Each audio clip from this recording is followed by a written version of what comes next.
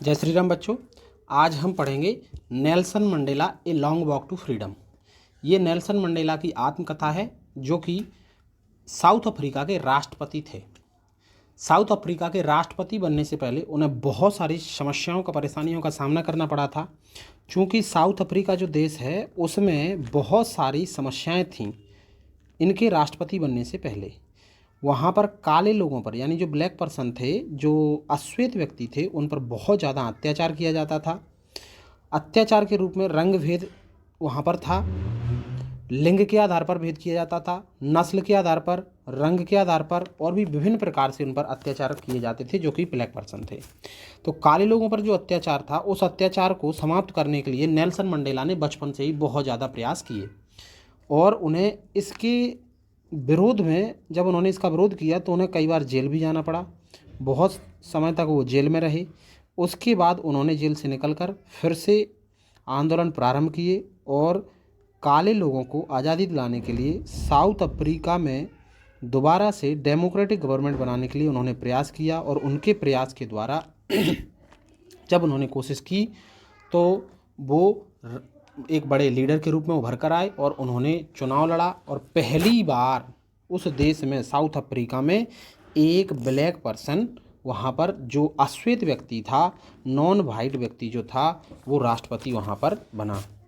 इससे पहले वहाँ पर अन्य देशों के, यानी कि विदेशों से कोई भी व्यक्ति वहाँ पर नहीं जाता था, क्योंकि वहाँ पर बहुत सारे अत्याचार होते थे, आपस में लड़ाइयाँ होती थीं, तो बहुत सारी समस्याएं उस देश में थीं। तो उस देश की समस्याओं को देखते हुए कोई भी व्यक्ति वहाँ पर जाना पसंद नहीं करता था, क्योंकि वहाँ पर भेदभाव, डिस्क्रिमिनेशन था, रेशियल डिस्क्रिमिनेशन था, और वहाँ पर जो गवर्नमेंट थी वो भी उन लोगों पर अत्याचार करवाती थी।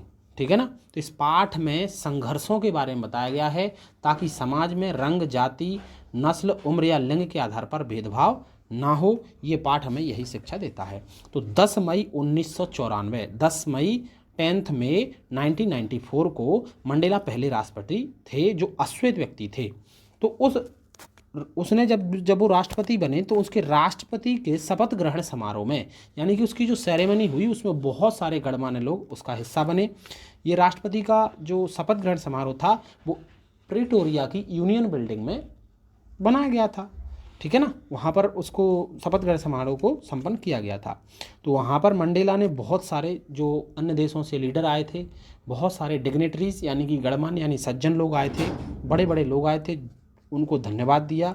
और जो लोग मंडेला को पहले सल्यूट नहीं करते थे, मिलिट्री वाले या पुलिस वाले, जो लोग उसको बहुत ज़्यादा अपमान की दृष्टि से देखते थे, आज वो लोग उनको सैल्यूट कर रहे थे। मंडेला ने सबको वहाँ पर भाषण दिया, और उस भाषण में आश्वासन दिया कि वो बिना भेदभाव की सरकार बनाएंगे। और उन्होंने ये भी आश्वासन दिया कि वो सफ़ेद लोगों पर भी, यानी श्वेत जो लोग थे, उन पर भी अत्याचार नहीं होने देंगे, ब्लैक लोगों पर भी अत्याचार नहीं होने देंगे। इसी वजह से उन्होंने ब्लैक और वाइट दोनों का एक अलग अलग राष्ट्रगान बनाया। ठीक है ना। और जब वो राष्ट्रपति बने तो पहली बार जब राष्ट्रगान गाया गया तो एक ब्लैक का राष्ट्रगान था, ब्लैक लोगों का, और एक वाइट लोगों का राष्ट्रगान था। दोनों का अलग अलग राष्ट्रगान गाया गया। बचपन से, जब हम बचपन में पैदा होते हैं तो हमें क्या सिखाया जाता है, नफरत या प्रेम। तो इसमें नेल्सन मंडेला ने स्पष्ट किया है कि बचपन में हम अपने यहाँ प्रेम सीखते हैं, नफरत हमें इस दुनिया में आकर सिखाई जाती है।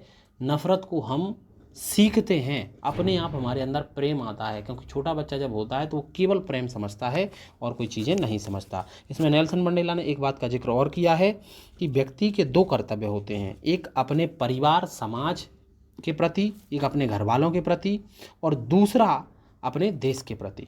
तो ये दोनों कर्तव्यों का जो निर्वहन करते हुए चलता है, वही व्यक्ति वास्तविकता में सच्चा व्यक्ति होता है। उन्होंने बचपन में जब बहुत सारी परेशानियां जब उनके जीवन में चल रही थी, तब उन्होंने सोचा था मन में कि जो स्वतंत्रता नाम की चीज़ होती है वो केवल एक भ्रम है, मतलब स्वतंत्रता कभी हमें नहीं मिल सकती, ऐसा उसका मानना था। ये केवल भ्रम है बस। और उन्होंने एक बात और कही थी लास्ट में कि बहादुर आदमी वह नहीं जिसे डर नहीं लगता, बल्कि वह है जिसने डर पर विजय प्राप्त कर ली हो। यानी कि वो व्यक्ति नहीं है जो डरता नहीं है, वो व्यक्ति बहादुर नहीं है। डर पर विजय प्राप्त करने वाला व्यक्ति असल में बहादुर होता है।